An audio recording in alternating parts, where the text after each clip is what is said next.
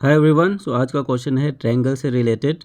सो ऐसे questions exams में भी आते हैं कि आपको दो एंगल दिया होगा ट्रायंगल में और तीसरा एंगल आपको निकालना होगा।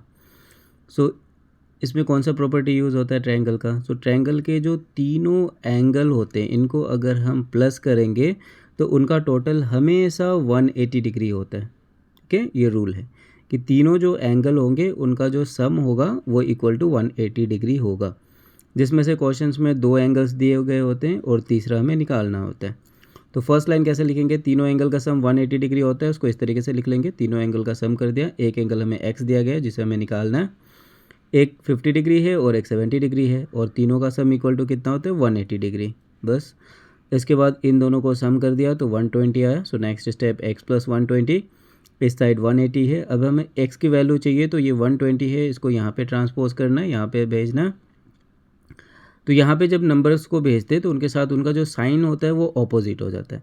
अगर यहाँ पे प्लस है तो यहाँ आके वो माइनस में हो जाएगा, अगर यहाँ माइनस में होता तो यहाँ आके वो प्लस में हो जाता है, यहाँ मल्टीप्लाई में होता तो यहाँ डिवाइड में आ जाता, यहाँ अगर वो डिवाइड में होता तो यहाँ मल्टीप्लाई में हो जाता। तो साइन जस्ट ऑपोजिट हो जाता है नंबर का जब उसे यहाँ पे ट्रांसपोज करते हैं। तो फिर 180 से 120 गया और बचा 60। सो एक्स की वैल्यू कितनी आई? 60। सो ये सिंपल सा प्रोसेस है इसको करने का। अब आपके लिए क्वेश्चन है, दो एंगल दिए हुए हैं 60 डिग्री 80 डिग्री, और इस x की वैल्यू निकालिए सेम स्टेप से। और दूसरा क्वेश्चन है, एंगल है एक 40 एक 60, फिर यहाँ पे x की वैल्यू निकालिए।